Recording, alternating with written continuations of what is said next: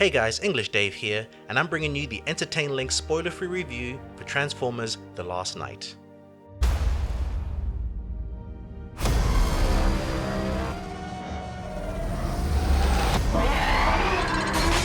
Oh my God! I'm really glad I got in that car with you.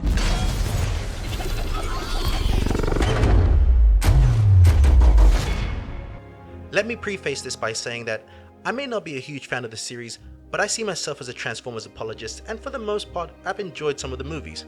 I recently rewatched all the previous films, and yes, the first one is still the best, and the others dabble in decent ideas and they go from being to not that good.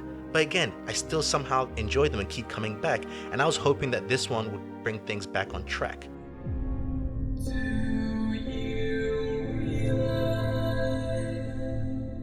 Two species at war.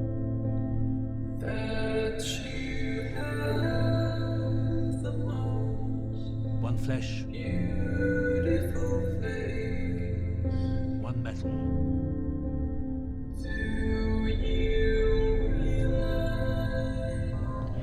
Humans are at war with the Transformers, and Optimus Prime is gone. The key to saving the future lies buried in the secrets of the past and the hidden history of Transformers on Earth. Now it's up to the unlikely alliance of Cade Yeager, an English lord and an Oxford professor, to save the world.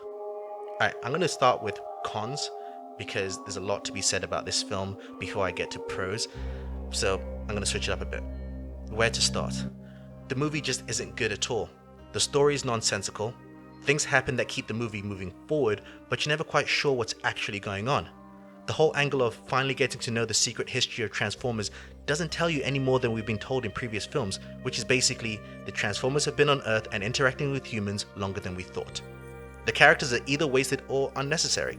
The marketing made you feel characters were going to go in certain directions or get a certain type of focus, only for it to be completely not the case. Okay, this next bit is spoiler. I'm breaking my spoiler rule, but it has to be said, so sorry not sorry. Optimus Prime is not the Last Knight. I won't say who is, and he's only in the film for about 5 minutes. Okay, I exaggerate. He's in the film for about 8 minutes. But in a 2-hour, 30-minute movie, Optimus Prime, yes, the one character in these movies outside of Bumblebee that people give a shit about, is pretty much a cameo in this film. As for the teased fight with Optimus and Bumblebee, well, it's like the writers saw the Martha scene in Batman v Superman and decided they wanted to come up with a more ridiculous way to end a fight. None of the human characters have mattered less in the Transformers movie, yet they continue to get all the attention. It actually made me long for the days of Shia LaBeouf and Megan Fox. I was actually interested in the idea of where they were taking Isabella's character. I liked the idea of following a young girl and her robot companion. The movie even hints at this direction, then does nothing with it. Instead, it focuses on... I couldn't even tell you what it focuses on. That's how little it makes sense. The pacing and the editing is so jarring, there were moments I actually thought I fell asleep and woke up minutes later because characters would be in one location, then seconds later they were somewhere else wearing different clothes. And if you watch it in IMAX, the aspect ratio shifts so much from cut to cut, sometimes even happening between conversations with two people.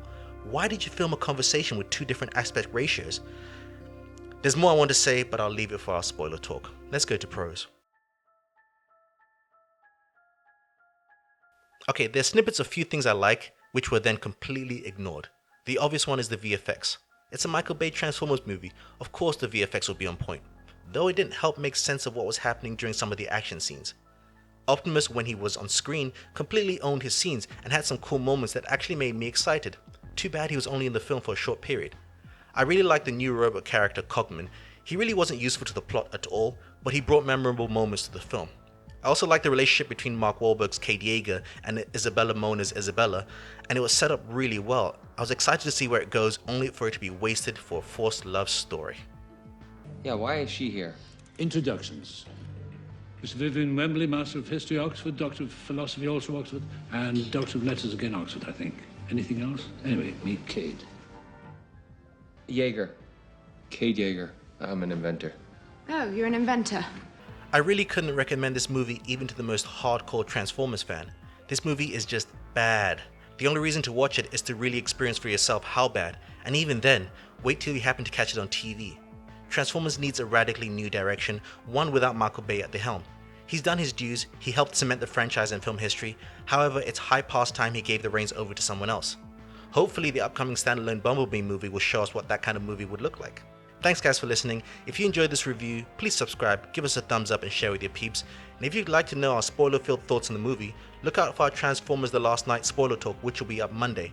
There the team and I will discuss our in-depth views on the film, and it's going to be very interesting. My name's English Dave, and this has been an Entertain Lynx spoiler-free review for Transformers The Last Night. See ya.